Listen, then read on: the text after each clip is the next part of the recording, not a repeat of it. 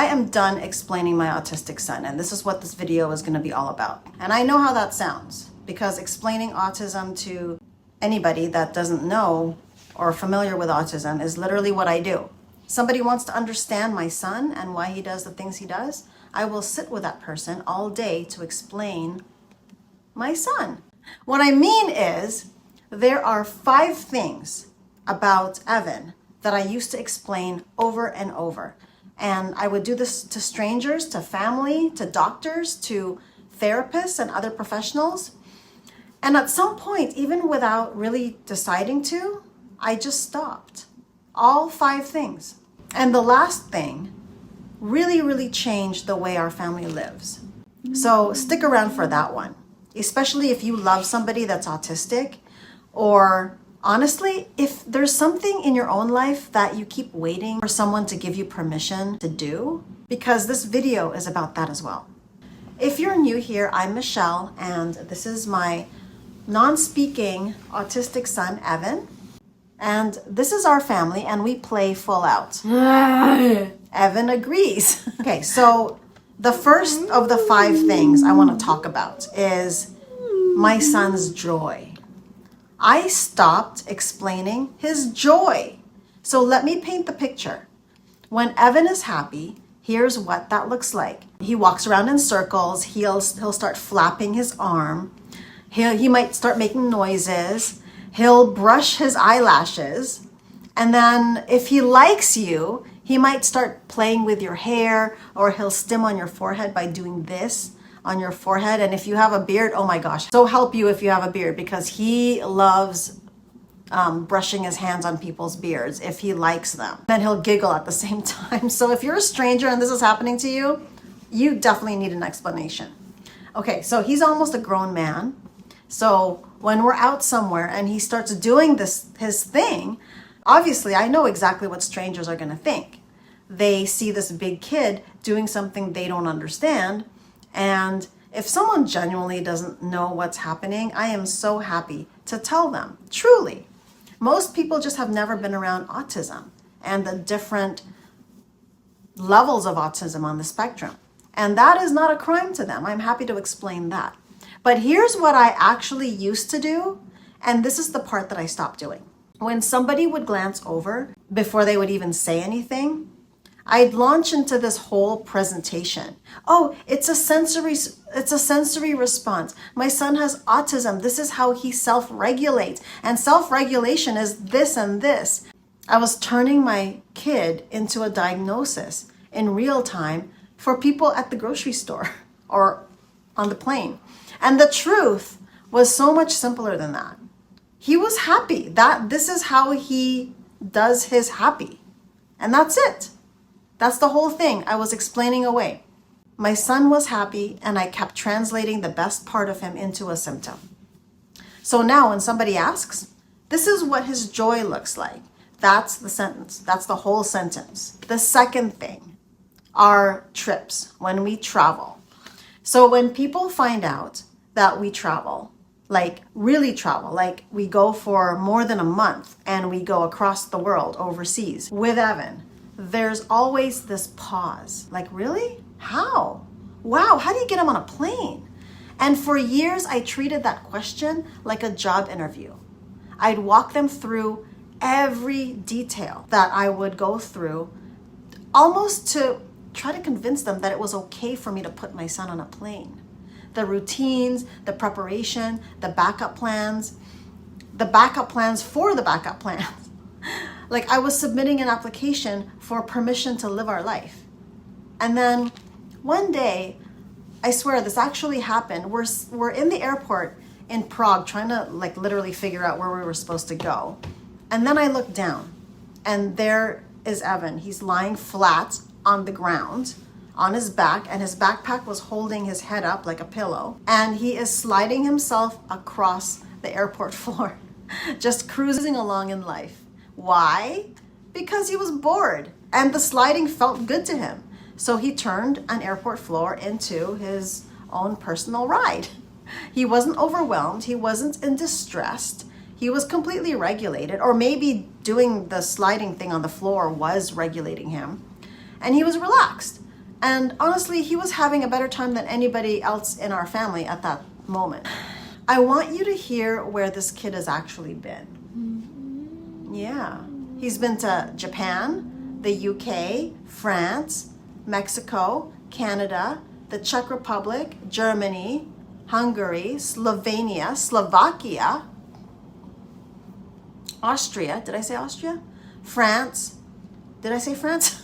Spain, Belgium, the Netherlands, Monaco, Italy, Ireland, and the list is going to continue. At some point, the passport started doing the explaining for me.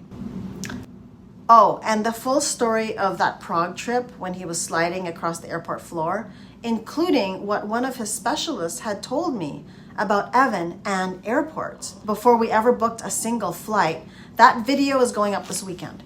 So if anybody has ever told you that travel is off the table for you and your kid, or if it's going to be very hard and challenging and you need to rethink twice about taking a trip, do not miss that video. Okay, the third thing that I stopped explaining, it's why I'm not chasing speech. People ask me all the time, and usually very gently. They'll say, do you think he'll ever talk? And then sometimes I haven't seen someone for a long time and they'll say, is he talking yet? Is he saying words yet? And you know, for years, I always had an answer. It's that answer that manages everybody else's feelings. It's the one that keeps the moment from getting awkward and then wrapped up all nicely. But here's the actual truth. And it's the answer that I give now. Yeah. Evan communicates all day long. He doesn't need speech. All day. Like right now. He's being affectionate. He's saying, I love you. He's enjoying this video, right? He tells me what he wants. He tells me what he loves. He tells me when he's done. He tells me when something's funny. Speech is one language, just one. My son happens to run on different languages. Sometimes it's touchy-feely things. Sometimes it's sound. Sometimes it's pointing. Sometimes it's, I want your water. He wants my water. You can have my water, but I'm gonna have a sip first. Go ahead, you can have it. See, he asked for water. I'm giving it to him. My son is not incomplete because he doesn't have speech. He's Evan. He's full volume, no sound. Well, he has sounds. Full volume, no speech. And it makes him still just as communicative as everybody else. Number four. And yes, I see this question in the comments all the time. So let's just get to it. Why do I put my son on the camera? Well, here's the thing. Kids like Evan, they get talked about constantly. They're in studies, they're in articles, they're in other people's videos, they're in other people's opinions about what their lives must be like. There is no shortage of people talking about kids like my son.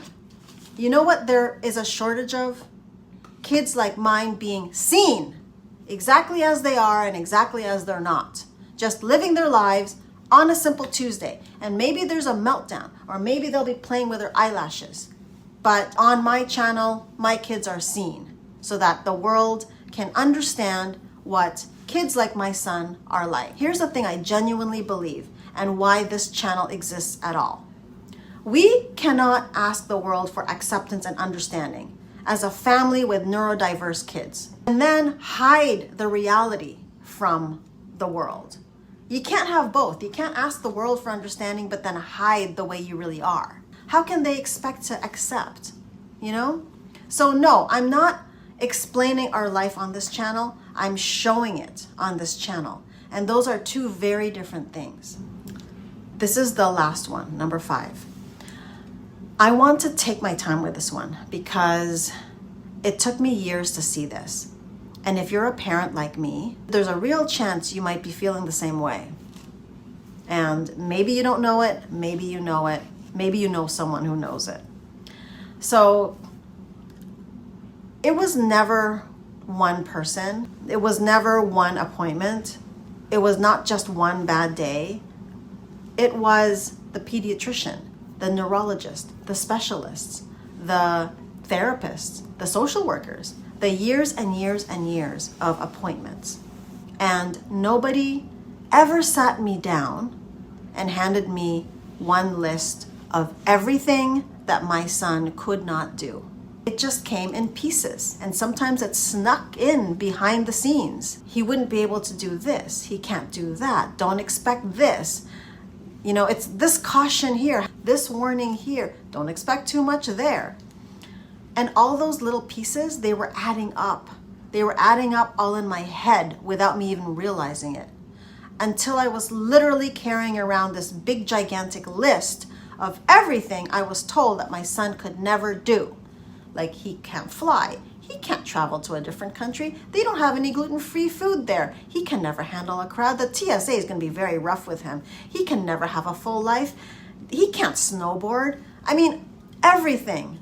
And I knew that list by heart. So what do you do when you're a parent carrying a list like that about your own child? What do? You set out to prove that list wrong. And that's exactly what I did. It became my mission since he was little.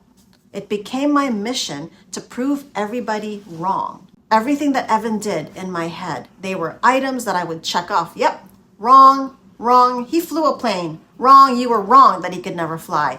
Yep, he went through TSA with no problem and he was feeling the beard of the TSA agent. Wrong, yep, they roughed him up, but he felt their beard. Wrong, wrong, wrong, wrong. I proved all of you wrong. Here's a question I never asked myself. And I'm going to ask you the same question. Evan will too. I'm going to ask you, if everything our family does is about proving those people wrong, then who's actually deciding what our life is all about? Them. It's still them. It's still those people in the waiting rooms, in the therapy sessions, at the office, the doctor's office. And you know who's never doing any of that? Him, my son. No one ever handed Evan the list. Think about that. Yeah. Evan's thinking about it.